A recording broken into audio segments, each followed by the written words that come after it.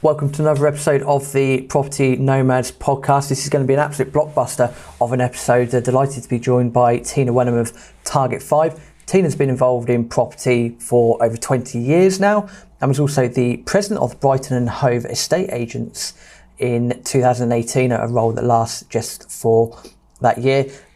With a plethora of experience, doing a multitude of different things. Tina, thank you very much for your time today. Thank you for having me. Looking forward to it. Yeah, really excited about this.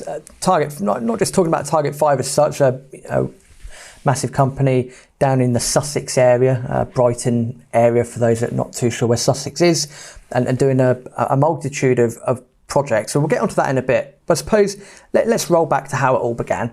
How did you get into property in the first place? Well, this is quite a story, and one which I'm told by all other property professionals is quite weirdly common in certainly in estate agency world, which is where I started. So I was all set to go to university. I was having a nice time across the summer, and I got asked to cover some phones at an estate agency office for some holiday cover for a friend of mine, actually, and spent 2 weeks answering phones, running around like an absolute lunatic, trying to find properties that on my push bike that I didn't know where they were, to go and do views, all this sort of stuff, and just totally fell in love with it. Came to the end of the 2 weeks, and the director of that business said, right, we want you to come and work with us. Went and saw my parents and went, yeah, you know that university placement that I've got, I'm not going to do that because I'm really excited about going to work in property. Thankfully, really supportive parents were like, fine, if that's what you want to do. And within another 2 weeks, I was working full time, 6 days a week at the time. And I think it was like 7:30 till 6:30 at night, 7:30 a.m. till 6:30 at night. And at that time, it was literally running, like you would back-to-back appointments all day. And as I say, I didn't drive yet, so I was running around Brighton and Hove on my push bike doing viewings. So yeah, quite an interesting start to it. But yeah, so and then sort of went through estate agency over the years that way. Awesome. So I'll be honest with you, that's the first time I've ever heard that style of story. I can't say that's common in the people that I've spoken to, but it's certainly one way to get started.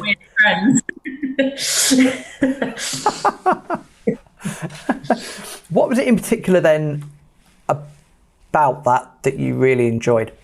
I think I just fell in love with property from the get-go, really. I think my first ever viewing was with a property investor who was going to convert a studio flat on Hove Seafront into a one-bedroom flat, and that was my first viewing ever doing it. And you know, I just was in awe of what they were doing, and it was so fast-paced, and it was loads of fun, and it was at that time, you know, it was pretty easy to sell property. You know, things were really on the up, and it was just exciting and fun, and the architecture in Brighton, I'd fallen in love with it, and I think it just kind of excited me and set me on fire, really, and I just got a bit of a thirst for it then. And I think I didn't even know at that point that I was salesy, and it just sort of happened. And I think when you're sort of 16, 17 years old and you're told, come and work for us, it's going to be amazing, you're sort of like, you know, big bright lights, head turned, sort of thing. You know, all the people who were in like the upper management levels in those days were driving fast cars and going for lunch. They weren't doing any other job, and that sort of was like, at that stage I was like, I want a bit of that, you know. Never actually got there, but at the time I thought, well, I want a bit of that. But yeah, it was quite exciting and fun, and just really, as I say, fast paced. Yeah, it's. I think most things are always good fun when you start out. It's just that perseverance after a while. I mean, property is one of those things that you can certainly have your good days. 100% you can have your good days, and also you can have quite a few days of as I would describe it. But it's not easy. you know, the positives outweigh the negatives easily. Yeah, property isn't easy, and the more the harder it is, the more exciting the results are. And I think anybody who's thinking about getting into property, you have to be prepared to work really hard. And I joke a little bit about it was easy to make money back then, but it was hard work. It was long hours, long days. It was ruthless. It was, each salesperson to their own. There was no you had to put the graft in to get the results, and that sort of is part of what made it fun as well. But it was hard work. Still is sometimes. That's life. I know my brother started out doing a similar thing actually. Estate agency, and that was back in Reading years and years ago. Similar thing, 11, 12-hour days, and I think over time he got a bit frustrated with it because it didn't quite work for him. But ironically, then he loved it, or it didn't work for him. So that I still can't figure that one out. But he's ended up being a commercial property manager for BNP Paribas up in London, which he thoroughly enjoys doing. So for him, he's still involved in it. He's just learned to adapt to a new section of property. But anyway, with all due respect to my lovely, wonderful brother, this podcast isn't about him. So hey ho, sorry mate. But moving forward then, so you're involved in the agency work, you're loving that, etc. Then at some point, I guess you have bought your first property. How did that come about, and what did you learn from that experience? That came about relatively late on, actually. I was living the central Brighton young fun single and easy life for quite a long period of time, and I met my then partner, who I was with for quite a long time, and we bought our home together. It wasn't an investment property, it was a home, but in true property person style, it was not at all what I thought I wanted, not what I told the agents I was looking for. And when I went to see it, my partner at the time was like, you want us to live here? It was falling apart. It had an old 70s melamine, horrible brown kitchen with green tiles. It was awful. and I'm like, yeah, but look what we can do with it. And I think it was then that I sort of realised that I could possibly see some stuff that some other people couldn't in property. We didn't have very much money. And it was back in the time of 115, 120% mortgages. So we got this ridiculous mortgage that we probably couldn't afford, and then lived in it in its current state for quite a few years.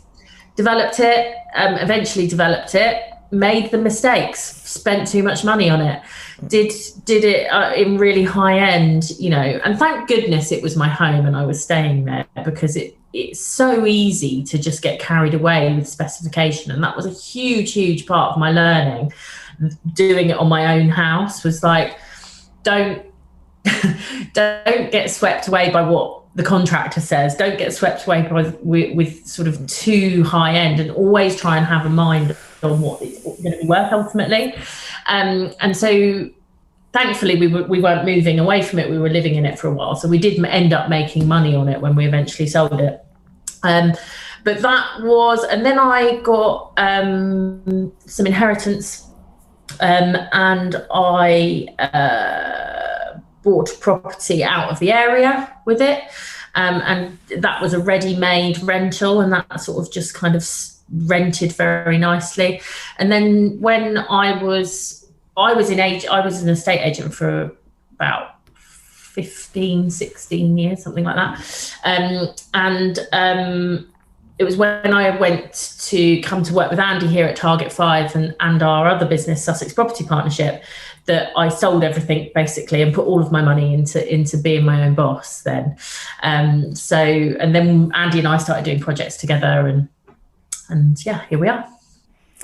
Fantastic stuff. Well, I think the thing that you highlighted there, which is very important, is that you're happy to admit that you've made mistakes. I think that's, normally some people have difficulty with that. So the fact that you've just gone, yeah, Rob, I've made this, balls up, etc., etc. You've learned from that, and you're also learning from the mistakes that other people have made, and as you say, still made money on it at the end of the day. So that's happy days. So kudos for that, because it's sometimes quite difficult to hold your hands up, isn't it? To admit that something's not gone as well as it should do. Yeah, I'm thankful now that we don't, we don't make as many mistakes. I would never say we don't make mistakes, because I think that's just, even recently we put a project together for a client, not one of our own, and I wouldn't necessarily say we made a mistake, but the client at the time wanted to put in a very specialist heating system that was Wi-Fi controlled, and they could control it from home because they were going to include bills. They wanted to make sure that they kept an eye on them. And what has ultimately happened is, if your Wi-Fi isn't working for any reason, you have no heating. And now in hindsight, we're like, we should have been a bit more firm about, is this really the right thing to do? And, we're always learning. Every project we learn something. I don't like to necessarily call them mistakes anymore, because they are learnings, because as long as the project is still successful, then it's not a mistake necessarily. It's just put it into the box of what do we need to consider for the next one. And we always look at how we can mitigate and pivot on problems that come off along the projects, to make sure that we can still make sure it makes money, because there are problems. That is property. You won't do it. If you're expecting to get into property and do projects and not have problems, then don't do it, because that's not the reality. Yeah, that's a very key thing to point out, without a shadow of a doubt. I do, when we're speaking to our own clients, and to be fair, Aaron does most of that. I don't as such, but you have to have that dose of reality. If you're if you think you're just going to, jump in somewhere, it's going to be plain sailing, your waters are going to be smooth, there's going to be no issues, no challenges, then yeah, you've ironically been sold up the river there, because there's always going to be something somewhere, or someone's changed the rules somewhere about X, Y, and Z, and then it's up to us to try and figure it out. I suppose then, really, with gone as well, things that. We had it on one recently where, when we got stuck we plan and we try and mitigate risk as best we possibly can. We have surveys done, we have structural engineers reports, we have every single conceivable risk mitigating report done that we can possibly do. But we got on site and the chimneys needed to come down. We would never have known that until the scaffold went up. So, we had to just make a decision, and that was an additional cost, but you have to put contingency in. And so it's things that are just, you could never account for. But yeah, we try and mitigate risk, but it is mitigating. It's not getting rid of it altogether. In terms of learning curves, as you say, let's not call them mistakes, let's call them learning curves. Can you give any other examples of things that you have learned from your experiences? So just to give people, what I'm trying to do here is give people sort of an understanding of, as you just mentioned, the chimney stacks there, a great example. Just trying to give people an understanding of, if you are developing, because that's the whole nooks and crannies of the podcast, but talking about developing, how to find stuff, and what the end game is. So we'll go through that process in a bit. But yeah, have you got other learning curves or things that have popped up that you wouldn't have known, and things that clients have learned from? Yeah, loads. There are things to do really early on in a project. That's something we've learned quite recently. Services, getting new services connected is a very long process. And one of our jobs in Hove, admittedly, again, slightly outside of our control, due to the pandemic, they wouldn't come to site. They wouldn't come and visit the services providers, so the gas, electric, drainage, water. They wouldn't come to site because we were in a lockdown. And that meant that there was an extended period of time where the site's actually finished, but it's got no electric, it's got no gas, everything's there ready to go. And that we learned from that we need to think about services sooner than we already were. And that we think about it quite early on, but and you can never account for a pandemic, but or maybe you can now. But we're sitting with an almost finished site that we could be renting out that's costing us money, but because of that extended period of time, and because ultimately we didn't do it soon enough for that project, you've got to get that in earlier. What else? Make sure you know, and this is kind of complete other end of the spectrum, when you're putting a paint colour on the wall, how that's going to last. So the one we've just done in Worthing, the West Buildings project, which is all over our social media at the moment, looks amazing, and we've gone for a petrol blue finish, but you only have to brush past that wall and it marks. So, and that, when you're renting out a property, isn't really ideal. So it looks amazing, and we've found a way around it. We've put an extra coat on it, and that's made it better, and all these sorts of things. But you have to make sure that the finish of the paint, so that's a matte finish and not it's just the way the paint is put on the wall, essentially. So you have to, so that's everything from one end of the spectrum to the other. Think about your target market really seriously. It's an often quite a grapple between our sourcing department, which is essentially the bit that my business partner Andy manages, and our lettings team, which is the paper profit of the project. Might be better to have a HMO in it because that the commercial value of that will be better, but not if it doesn't rent because the target market isn't there. So we have to find a marriage between the two quite often, and that's often a conversation point as well. So there's all sorts of things that we do, and we have to learn. So yeah. Yeah, it reminds me of a conversation I had recently with a valuer up in Hull, looking at a block of flats, and that didn't go through. And I had a chat with the valuer, about it afterwards, and it's like, okay. And he said, well, the area that it's in is primed for HMO students, this, that. It's in Article 4 area. And pretty much said to him, you've never met Hull City Council, have you? Because there's no way they'd allow it. Absolutely, categorically, zero way they'd allow that. Because anyway, that different story for different time, but they're all learning curves, as you say. That's about knowing your market, and that's about doing your research, and that's about employing professionals to advise you. And we've constantly got a team of extended professionals that we check everything with to make sure, again, coming back to that, making sure we mitigate the risk as best we can, and we're going for setting ourselves up for success rather than failure, essentially. Because there's plenty of people who will just go, oh, I think I could build this beautiful design-led property, but if it's not going to get passed, you're going to waste a lot of time and money. Absolutely, I agree with that. Start with the end in mind, as they say, and surround yourself with the right professionals. So if we're going from A to Z, then, because having a good look through the website, you do a multitude of things, developments, HMOs, etc. Is it okay to run through what is your target market, and then let's go through the start to end game of a development, for example? How do you find it? What goes on? And just so people have an understanding of what they would need to do should they be thinking about getting involved in developments. Our target market is it depends on the property, it depends on the location, and we cover, you mentioned that we're sort of based in Brighton, but we do cover quite a lot of the south coast, and something which we look in Bognor or Littlehampton will have a completely different target market to Brighton or Eastbourne.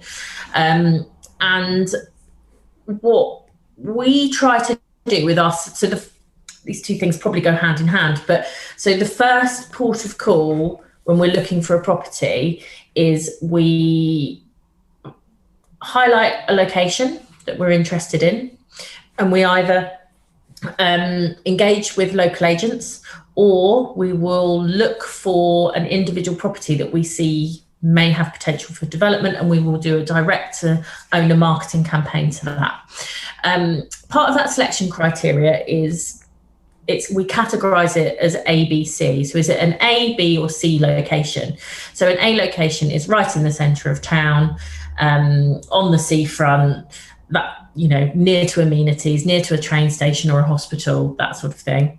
And then sort of it moves out to their B and C locations. And then we look at what our local research pound per square foot is for that specific area. We'll look at that property and we'll do a desktop valuation on it. So we already know, before we've even gone to look at it, what the pound per square foot bricks and mortar valuation would be. Then we look at what the target market is. So in those central locations, those A locations, we are targeting, more often than not, professional sharers. And I use those words quite specifically because they used to be called young professionals. And what we found is that certainly in the last year to 18 months, those young professionals, in inverted commas, are actually people who perhaps are in their mid to late 30s, who are self-employed, who can't necessarily afford to rent an entire unit, like a 1-bedroom flat or a 2-bedroom flat for themselves, and want to live in really good quality, stylish, designed accommodation in central locations. And they want to be in shared accommodation. And it's a totally different demographic to what a lot of people think it is.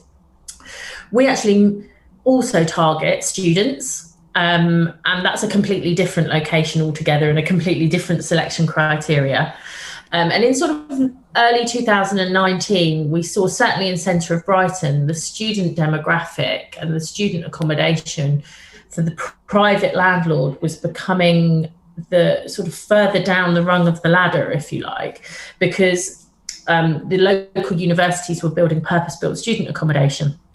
And what that meant is that we had to quite quickly look at what we were targeting for our landlord clients and for ourselves, and also repurpose those properties that we had that were student accommodation and make sure they were competing well. So as part, the target market really does depend on the location. And then the process is, initially we go through this selection criteria. Then we'll view the property either with the agent or direct with the seller. So we'll write to them, and if we get a positive response, we'll engage with them more formally, go and have a look.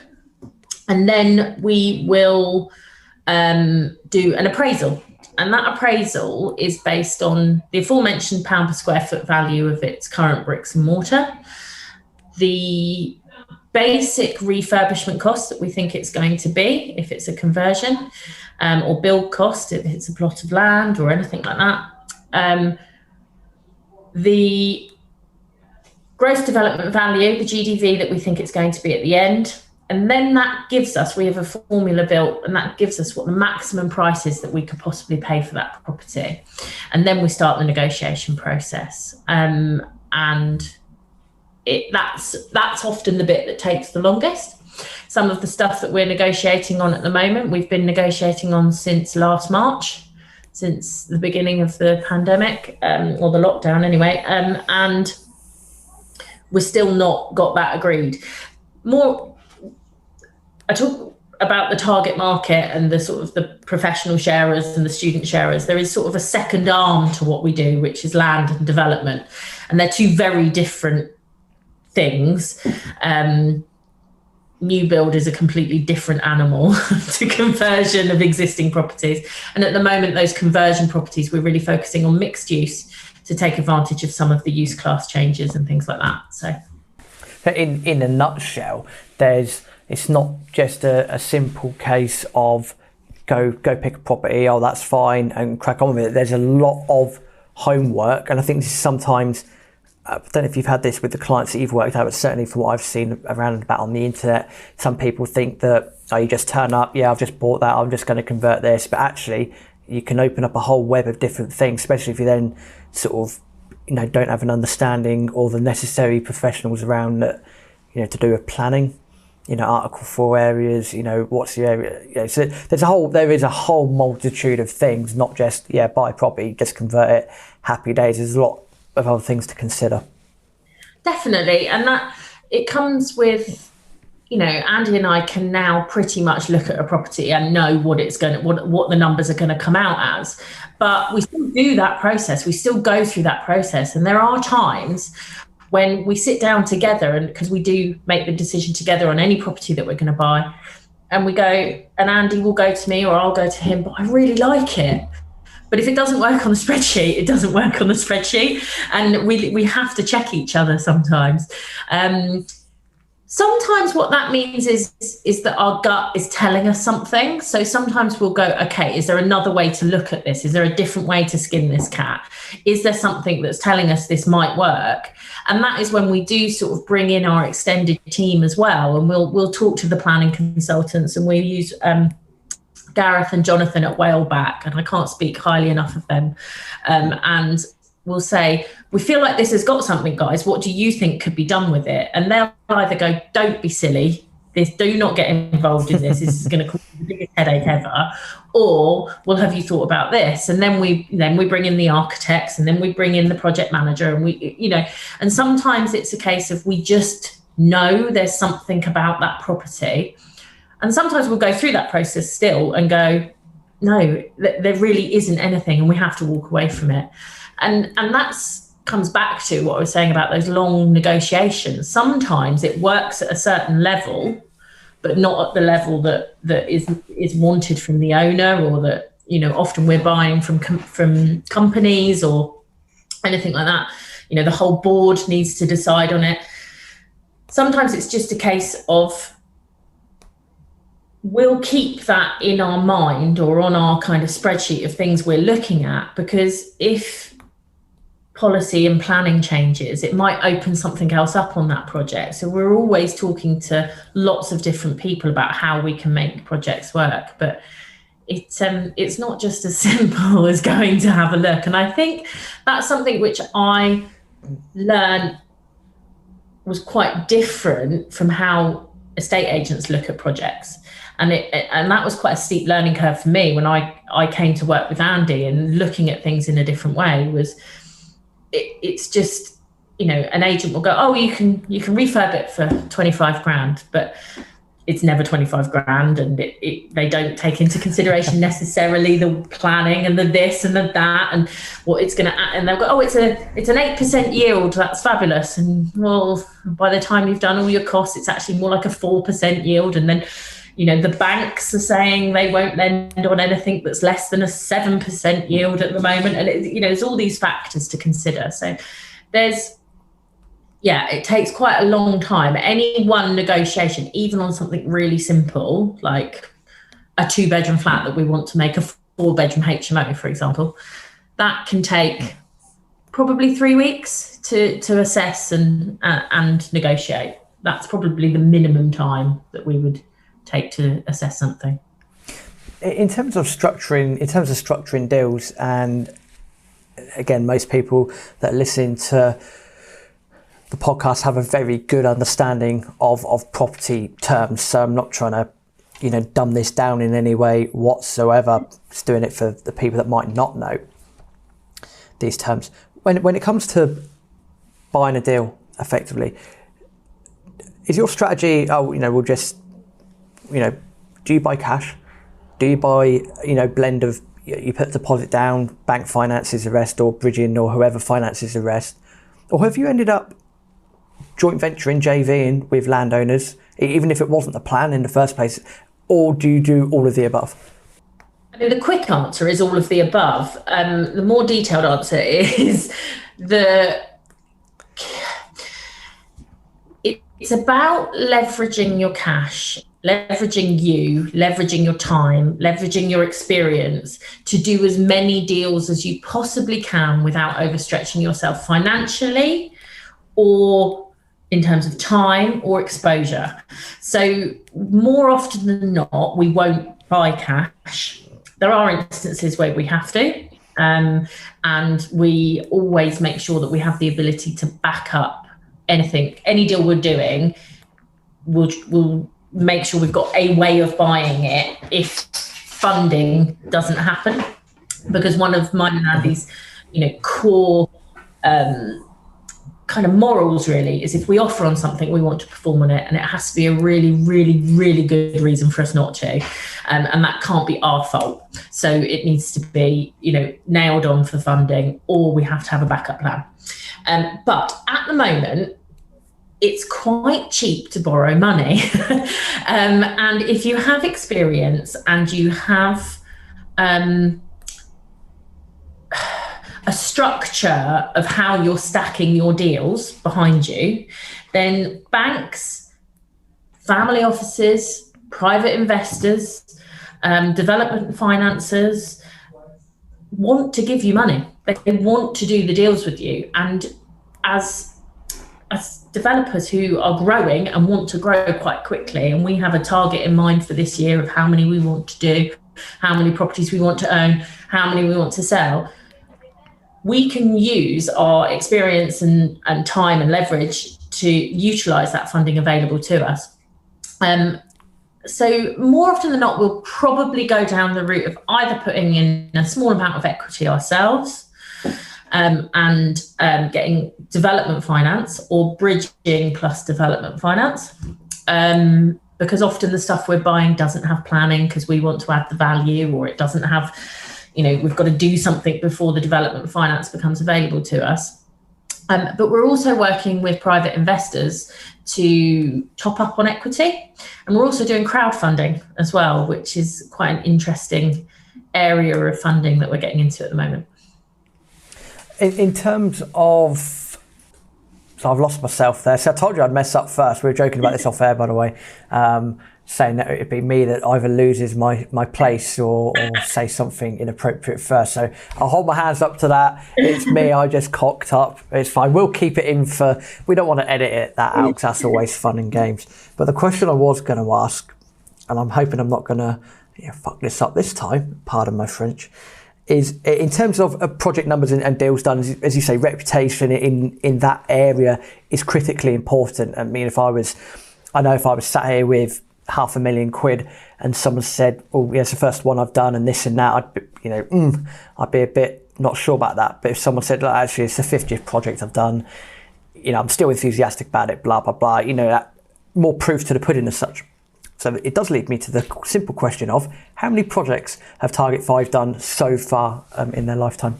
So for clients and for ourselves, Target 5 is probably approaching 400 development projects.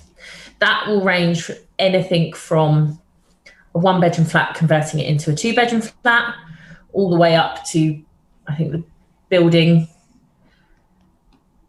9 houses and everything in between. So, and that's since Andy started it in 2016. So it was quite a lot of projects. And you definitely get more. The more you do, the better the investment offerings you get. But there's still an element of risk as well. There's always, as we said right at the beginning of the discussion, there will always be problems, and you have to. It's easier to feel confident in somebody that's probably been through 50 problems than somebody who's never had to deal with one. And that's that. But the other thing that we do is we like to help people who have never done it use our experience, and that's part of kind of the service part of what we do, where we help clients invest in properties, because we do a lot ourselves, but it's not the only thing we do. We help clients buy properties and we project manage them, and we handhold new investors, and we do JVs with people who haven't done it before so that they can almost piggyback off of our experience to get the better funding options for them as well. So yeah, the reputation there is crucial, and that model's interesting as well. It's something that was touched upon on the podcast last week with Kevin Whelan, who mentioned a similar model of, well, if someone's got X in the bank, there could be that JV process where you're not just paying for training or stuff like that. You are literally, a hand-holding experience, as you've put it. When Andy and yourself started out, when Target 5 started out, going back on the reputation aspect of it, was it difficult funding wise to do the first couple because there isn't that reputation, and has that become easier over time, or was that not an issue when you started? And if not, why not? So when just to be clear, I joined Andy. He started the business with a previous business partner, and I joined him further down the line. But Andy and I talk about this quite a lot. But when he started Target 5, it was very much set up to service the needs of some high net worth individuals. So it wasn't necessarily that he was buying stuff as Target 5 then. It was more a service-led type thing. And then very quickly, off the back of that, he and his then ex-business partner started to buy some themselves. And it sort of naturally happened. And there were some opportunities where it was, we'll put a bit of money into that deal so to make it work. And it sort of grew into JV, and then it grew into doing it ourselves. And we made a very specific, and I can remember the day, decision, and it was only probably 18 months ago, to start weighting up buying stuff for ourselves as opposed to buying stuff for clients. We still do the clients things, and we have sort of a top 10, and we really only do deal with about 10 investors at any one time in terms of buying their own projects now, because we did make the decision to focus on our own projects. But we are speaking to new investors all the time as well. And if a project comes up for a new investor, we don't, we're not too mean about it. We do offer out for new investors as well. But there was a very specific discussion around what are we going to do that's going to be different to leverage our experience and our knowledge to be more profitable. And ultimately that was our business decision, 18 months ago, was we have been doing this for clients and making them lots and lots of money. Why aren't we doing this for ourselves? And actually it's sort of and I don't want to be too blasé about this, but it was sort of a happy byproduct of the lockdown and the pandemic, is we had to find a way. A lot of clients decided, I might not buy as much because I need to batten down my hatches, and that's absolutely fine. But the sort of byproduct of that is that we had a load of property being offered to us because people wanted to sell still, because they needed to release equity, they needed to release cash out of their properties, and there was a real market change in the commercial high streets and how they were changing, and there was an opportunity to buy property at a very good price, and we needed to pivot, and we needed to find a way to be more profitable. And we, as I say, I remember the conversation. It was a Zoom call because we were both in our respective lockdowns, and we sat and we spoke about it, and we said, right, well, let's do it. Let's buy them ourselves. Let's become our own client, essentially. There is an element of we still want to deal with clients. Of course we do. It's what we do. It's what our roots are about, and it would be foolish not to be kind of strategic about that and make sure we've got two lines of income, essentially. But it's proving, touch wood, to be really, really profitable and really interesting. And what we're now able to do is offer opportunities to people to invest with us and come along for the journey with us, rather than, as I say, us kind of building other people's portfolios. And we're sort of building a bit more of a portfolio around us rather than other people now. That's awesome. And things, great things do sometimes take time. Oak trees grow from acorns, and all the necessary cliches that I can add there that I'm not going to, even though I have just done that twice. I'm not going to add any more. I guess the question that I like to ask, and sort of look to wrap this up in due course, we're hitting the 40-minute mark. All of what you've said is fantastic. I love it. It's great. It's super. I'm sure people listen to this and are like, this is amazing, great content. Thank you very much. But what is all of this in aid of? What's the end goal? Is there an end goal? What keeps you going? I think to answer that, and I think I probably speak for Andy and I, is I sort of need to go right back to the beginning of our discussion. I fell in love with property at age 16, and there is something about it that just I can't stop doing it. And I've tried. I tried to go and do something different for 6 months, and that just, oh God, it was awful. But we both want to create a life for our families, a life for us that is balanced. And property, it's about a work-life balance. And, you know, that there is nothing more valuable than time. And by buying property and creating a future income for myself and my family through property, and I'm giving myself time back in the future. And I think anybody who's thinking about getting into property now, just find a way to do it, because there really is, and we can, you know, by all means get in touch. We'll happily have conversations with you about how to do it. Andy and I both are always really happy to have discussions with people. But it's sort of I never like to use the word sure thing, because nothing's a sure thing, but it will serve you well if you do it right.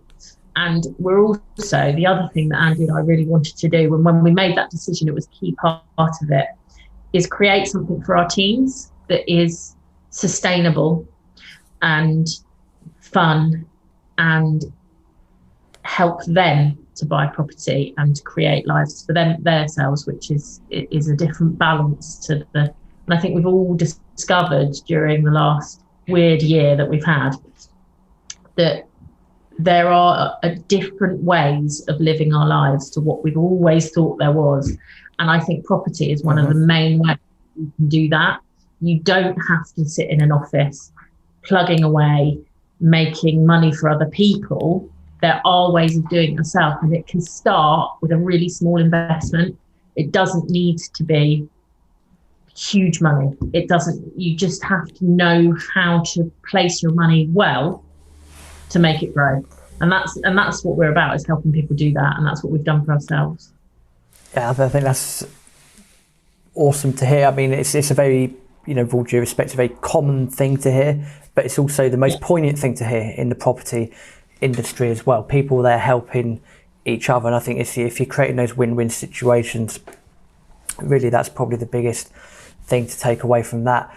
I'd add a couple of things to that. I think it was Benjamin Franklin that said the only certainties in life are death and taxes. Yeah. Fair play. Although I'd argue with the latter. If you're strategic and efficient enough, I'd argue with the latter, but that's a conversation for a different time. I'll put that as diplomatically as possible, as I'll get in hot water. And the second point, I've completely forgot what it is, so I'm not going to say any more on that. In terms of people getting in touch, as you mentioned, yourself, Andy, happy to have a chat, and obviously you're building life legacies for yourself through Target 5 and your power team and a multitude of people around you, so fantastic ethos. If people wanted to have a chat with you, get in touch with you, Tina, how do people do that? Yeah, happy. Have a look on our Target 5 Instagram page. We're really active on there. Get in touch through that, and one of us will happily get in touch back. Also, my LinkedIn page, Tina Wenham. Happy for people to connect with me through that and message me, and we'll get in touch, and we'll set up a call and see how we can help you start getting involved in property. Fantastic stuff. And if people do get in contact with you for that, please do mention the Property Nomads podcast. It keeps a track of where people come from. We always find that's useful as well, certainly for our internal feedback as well. And as usual, we'll put links to those social medias in our show notes for the episode as well. Just time to say, Tina, thank you very much for your time. Really informative, and hopefully people have got a lot of value about sort of things they should be looking at in their business in terms of ethoses, etc., but also looking at target markets and all the stuff behind the scenes that might not be obvious, that hopefully people can take that away and help to improve their property journeys and their businesses moving forward. Brilliant. Thank you so much.